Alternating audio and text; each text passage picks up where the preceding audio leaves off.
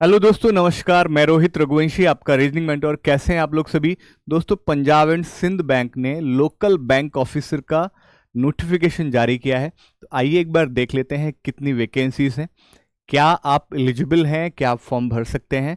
इन सब पर चर्चा होगी दोस्तों। लोकल बैंक ऑफिसर कहीं ना कहीं जो आपके ऑफिस स्केल 1 के बराबर ही कहीं ना कहीं सिमिलरिटी ही रहती है, राइट।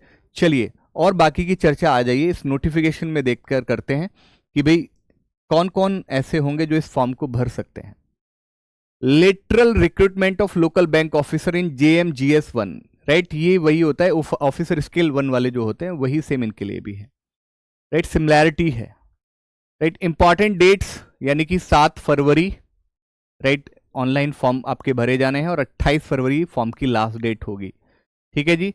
टोटल वैकेंसीज अगर बात करें तो टोटल वैकेंसीज आपकी 110 हैं, ओके, जिसमें जनरल की 51 है, EWS की 10 है, OBC की 27, ST की 8 और SC की 14, ठीक है। सो टोटल वैकेंसीज कितनी है? टोटल वैकेंसीज 110 हैं, ओके जी। चलिए वैकेंसीज को देखकर आप जरूर भर सकते हैं, ओके।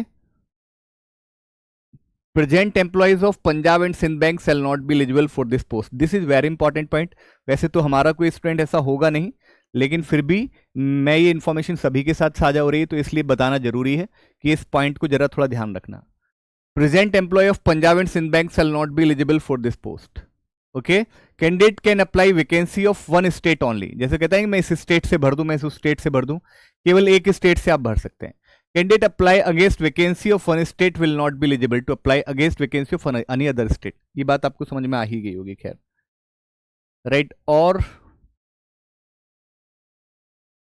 देखिए इन्होंने कहा है कि जो वैकेंसीज हमने जारी की हैं तो जरूरी नहीं है जो बैंक को जिस तरह की रिक्वायरमेंट होगी उस तरह से वो वैकेंसीज वेरी होती रहेंगी, इसमें कोई वो नहीं है। There is no reservation for ex serviceman in the vacancies in officers cadre. यानी कि ऑफिसर्स कैडर में एक्स सर्विसमैन के लिए कोई किसी भी तरह का रिजर्वेशन नहीं होगा, क्योंकि जो एक्स सर्विसमैन होते हैं, राइट, वो वही होते हैं जैसे सिपाही या थोड़ा बहुत ऊपर, वही फॉर्म भरते हैं।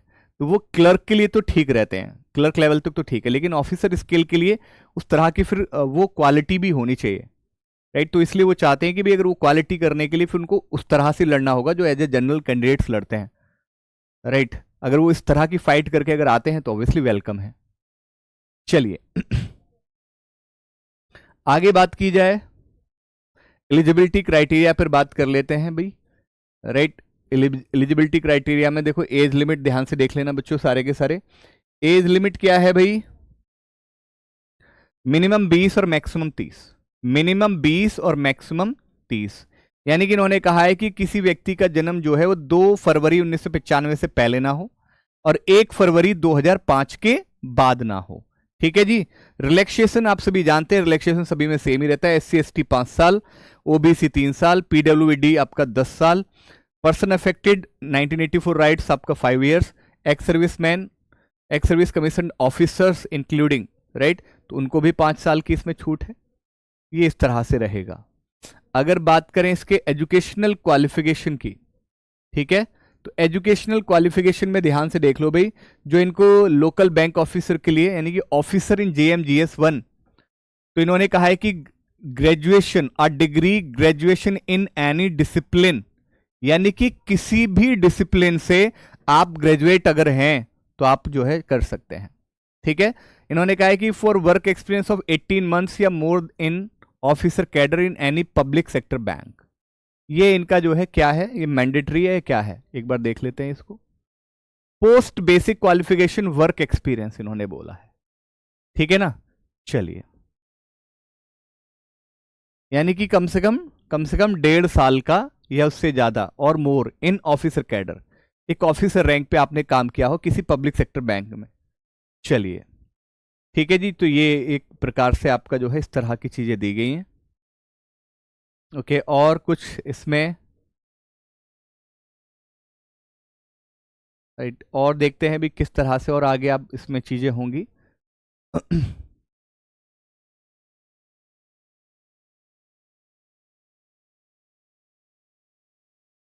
हाँ देखो, सैलरी स्केल को लेकर बात की गई है।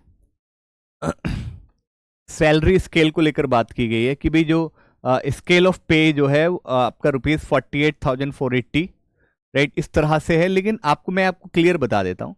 जैसे कह रहा है कि LBO shall join at initial scale of pay for JMGS1 +3 increment in scale of pay as per joint note applicable at time of recruitment process, right. ठीक, तो लमसम अगर मैं बात करूं ना, लमसम आपकी जो है वही 70+ तक आपको जो है मिल जाएगी इसमें। ओके, चलिए। लेकिन कहा गया कि इंक्रीमेंट्स ऑफ एक्वायरिंग क्वालिफिकेशन, यानी कि ये आपका होना चाहिए जैब एंड कैब।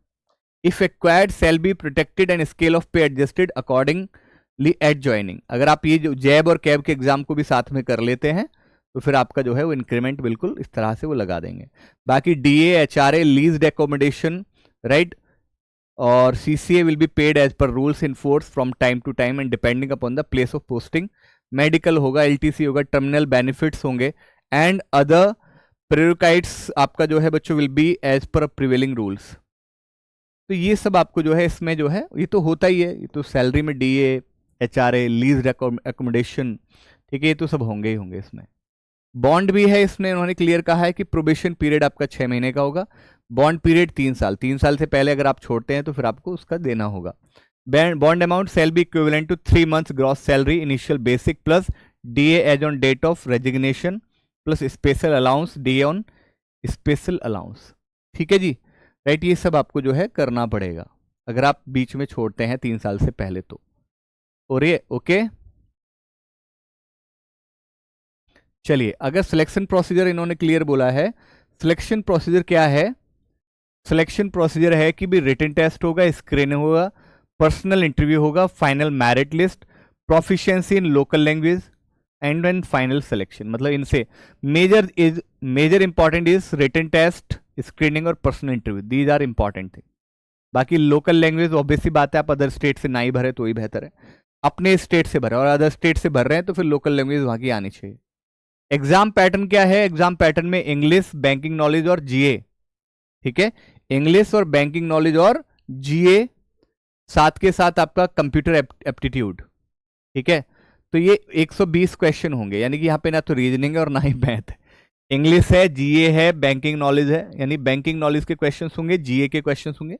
GA में वही करंट अफेयर आ जाएगा, करंट फाइनेंशियल, ये सब आ जाएगा, और कंप्यूटर एप्टीट्यूड है, राइट। तो अगर बात करें इंग्लिश में 30 क्वेश्चन 30 मार्क्स, बैंकिंग नॉलेज में 40 क्वेश्चन 40 मार्क्स, GA में आपका 30 क्वेश्चन 30 मार्क्स। अगर बात करें कंप्यूटर एप्टीट्यूड की तो कंप्यूटर एप्टीट्यूड आपका 20 क्वेश्चन 20 मार्क्स, यानी कि टोटल 120 क्वेश्चन 120 मार्क्स के होंगे। ओके, चलिए, और 120 मिनट, यानी कि 2 घंटे का पेपर, और 2 घंटा बहुत सफिशियंट है यार, बहुत सही है, 2 घंटे आराम से आप कर सकते हो। ओके जी, और याद रखना इसमें सेक्शनल टाइमिंग भी दी गई है, जैसे इंग्लिश के लिए 30 मिनट है, बैंकिंग नॉलेज के लिए 40 मिनट है, GA के लिए 30 मिनट, और आपका जो है कंप्यूटर एप्टीट्यूड के लिए 20 मिनट। तो ये सही है एक तरह से।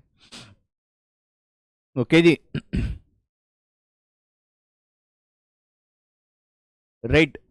और फिर अगर मान लीजिए जैसे आपका रिटर्न हो जाता है, राइट, तो कह रहा है कि minimum qualifying marks percentage of marks in each of the section would be 40%, यानी कि हर एक सेक्शन में 40% फॉर रिजर्व आपका जो है जनरल कैंडिडेट्स एंड EWS, और 35% फॉर रिजर्व्ड कैटेगरीज, जो रिजर्व कैटेगरीज है उसका, ठीक है। चलिए, यानी कि कैंडिडेट्स को हर एक सेक्शन में एक मिनिमम स्कोर लाना ही पड़ेगा, and also minimum total score in the online test to be shortlisted for interview. और टोटल स्कोर में भी जो है वो एक मिनिमम टोटल स्कोर लाना पड़ेगा, जो आपको इंटरव्यू के लिए आपको जो कॉल आएगी वो उसी के बेस पर आएगी, ठीक है, राइट। फिर उसके बाद इंटरव्यू हो जाएगा, इंटरव्यू के बाद फिर वही आपका जो है लोकल लैंग्वेज टेस्ट, अगर आपने अपने स्टेट से किसी दूसरे स्टेट में भरा है तो लोकल लैंग्वेज आपका होगा ही होगा, नहीं तो सीधा सीधा फाइनल मेरिट तो फिर लगेगी। ओके, चलिए। पर्सनल इंटरव्यू जो होगा वो venue, time and date will be inform to the shortlisted candidate in the respective call letter, and candidates have to attend the same at their own cost, ठीक है, वो अपनी कॉस्ट से जाना पड़ेगा। Final selection for appointment shall be made from the top rank candidate in merit list. जो top rank candidates होंगे merit list में, उनको जो है बुलाया जाएगा भाई, अपॉइंटमेंट दिया जाएगा।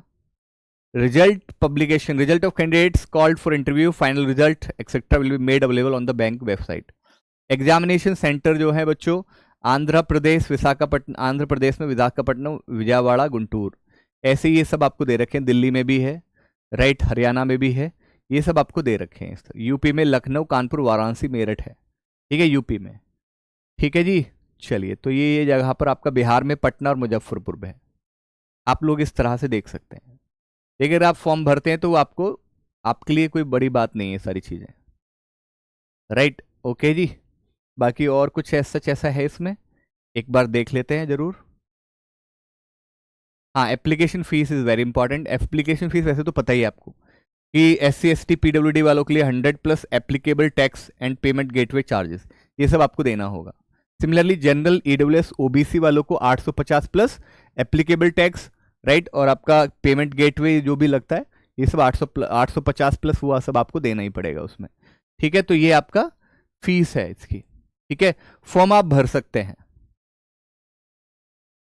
ठीक है जी, फॉर्म आप भर सकते हैं। फॉर्म अगर कोई 20 से 30 की एज में है और जिसकी ग्रेजुएशन कंप्लीट हो गई है, वो इस फॉर्म को आप जरूर फिल कर लीजिएगा, ठीक है जी, वो फॉर्म को फिल कर लीजिएगा एक बार, क्योंकि सीधी सी बात, एक सिंपल सी बात है, इसमें कोई संदेह नहीं कि आप ना भर सकें, इसको भर लीजिएगा, ठीक है। चलिए, बाकी चॉइस आपकी, आप जैसा भी उचित समझें।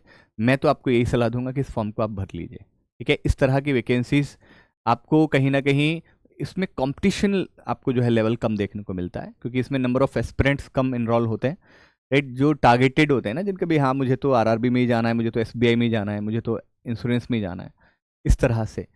तो राइट, तो इस तरह के फॉर्म को लोग कम ही भर पाते हैं या कम ही भरते हैं, कुछ भी रीजन की वजह से।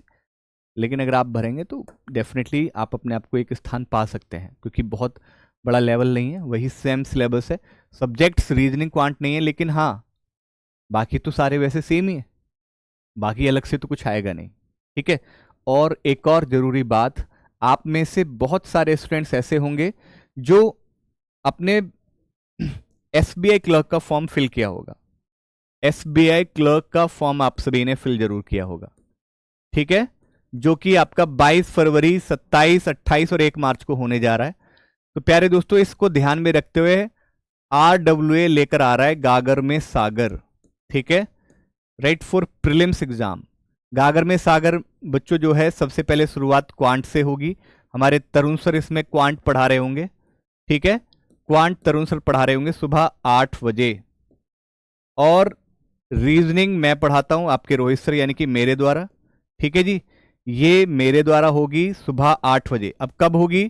क्वांट होगी 17 फरवरी को सुबह 8 बजे, रीजनिंग 18 फरवरी सुबह 8 बजे आपके रोहित सर यानी कि मेरे द्वारा, और इंग्लिश, राइट, इंग्लिश आपका RK सर के द्वारा, ठीक है, कब होगी? 19 फरवरी 8 बजे। तो ये हमारे SBI क्लर्क का अंतिम युद्ध गागर में सागर, जो आपको सच में बहुत बेनिफिट होगा। अगर आप SBI क्लर्क की तैयारी कर रहे हो तो आप इसको देखना मत भूलिएगा। कहां पर होगा? बैंकिंग बाय रोजगार विद अंकित, यानी कि इसी प्लेटफॉर्म पर बैंकिंग बाय रोजगार विद अंकित, यानी कि जहां पर आप अभी इस वीडियो को देख रहे हैं, इसी पर आपका जो है लाइव सेक्शन में होगा। ये क्लास लाइव होगी बच्चों, ध्यान रखिएगा, ये क्लास लाइव होगी। 8, 10 घंटे, 12 घंटे तक भी ये क्लास जाएगी, जब तक कि जितना कंटेंट बेहतर है वो एक बार में ही नहीं करा दिया जाता, तब तक आपको कराते रहेंगे, चाहे उसमें 6 घंटे लगे चाहे 12 घंटे लगे। मैं पूरी उम्मीद है कि 8 से 10 घंटे तक जरूर, और इवन ऊपर भी जा सकता है। आप सभी रेडी रहिएगा, तैयार रहिएगा एक बहुत ही शानदार मैराथन के लिए, ठीक है बच्चों। चलिए, बहुत बहुत शुक्रिया। इन्फॉर्मेशन पसंद आई हो तो कमेंट जरूर करिएगा। Thank you so much.